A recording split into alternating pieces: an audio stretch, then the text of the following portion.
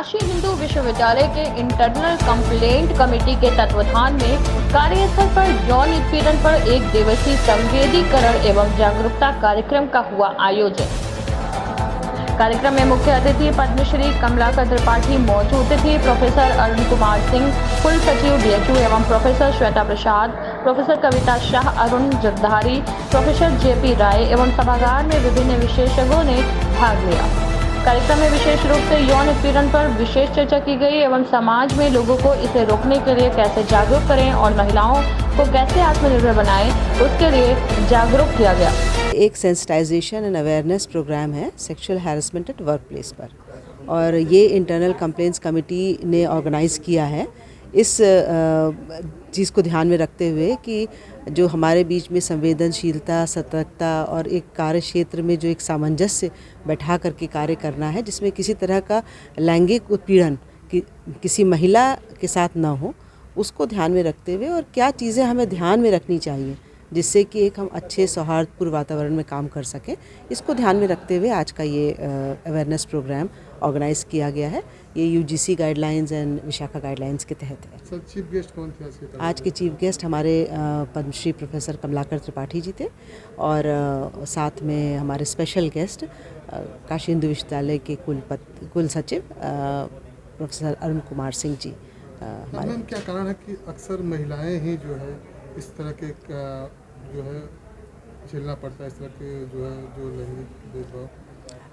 ऐसा देखिए, इसलिए शायद है क्योंकि अभी भी हम उस चीज़ को नहीं समझ पाए हैं कि हमारी जो एक दृष्टि, जो हमारी जो सोच है, वो किस तरह से पूरे परिवार को लेकर के चलती है। हम यदि परिवार मान करके कोई कार्य क्षेत्र में काम करें और इससे कार्य करें कि हमारी किसी बात से सामने वाले को परेशानी ना हो, तो वो यदि ध्यान में रखते हुए हम बात करते हैं तो अभिव्यक्ति को एक संतुलित तरीके से रखने में हमारा जो एक सामने वाले का जो सम्मान है उसको हम रख सकेंगे, और शायद इसीलिए ये बात महिलाओं को ज़्यादा पीड़ित करती है, क्योंकि जब हम किसी भी चीज़ को किसी भी रूप में कह देते हैं तो सामने वाला उसको किस तरह से लेता है ये आवश्यक है। जैसे बहुत लोग होते हैं जिनको कि हंसी पसंद नहीं होती और आप उनसे कोई हंसी मजाक करिए तो उन्हें अच्छा नहीं लगेगा। तो इसी तरह से अपनी भाषा की अभिव्यक्ति में यदि हम कंट्रोल नहीं रखते हैं, किसी तरह की मानसिक संतुलन को नहीं रखते हैं, तो हमें लगता है कि इससे परेशानियाँ हमें आ सकती हैं। मैम, अगर BHU के परिप्रेक्ष्य में बात करें तो अभी तक कितने इस तरह के मामले आए, कितने सुलझा? देखिए, ये जो वर्तमान ICC है ये 3 साल से कार्यरत है, और हमारे पास बहुत अधिक केसेस तो इसके नहीं मिलते हैं, लेकिन हाँ, छिटपुट केसेस आते रहते हैं जिनको समय समय पर ICC बहुत अच्छे तरीके से डील करती है, और हम अपने रिकमेंडेशन आगे अपनी अथॉरिटीज़ को भेजते हैं। ये कार्यक्रम महिलाओं के और लैंगिक उत्पीड़न के बारे में था, जो हमारे विश्वविद्यालय का अपना एक क्षेत्र है, जहाँ की हम इंटरनल कंप्लेंट सेंटर, जो हमारे किसी भी कार्यकर्ता हो, कोई भी कार्य कर रहा हो विश्वविद्यालय में, अध्यापक हो, छात्र हो, महिलाएं हो, चतुर्थ श्रेणी के कर्मचारी हों, यह निराकरण करता है, उनकी बात को सुनता है, विवेक करता है, नीरशीर विवेक करता है, जिसमें कि कानून के विभाग के भी लोग हैं, समाज शास्त्र के लोग भी हैं, और उसके बाद वो इस निष्कर्ष पर पहुँचते हैं कि उत्पीड़न हुआ है कि नहीं हुआ है, और इसके बाद फिर वो उसके लिए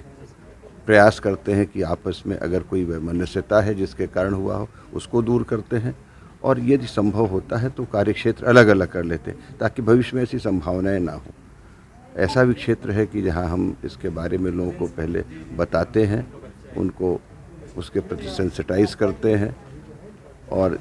तब ऐसी संभावनाएं भी कम हो जाती हैं जब कार्यशैली ऐसी हो विभाग की या विश्वविद्यालय की या किसी भी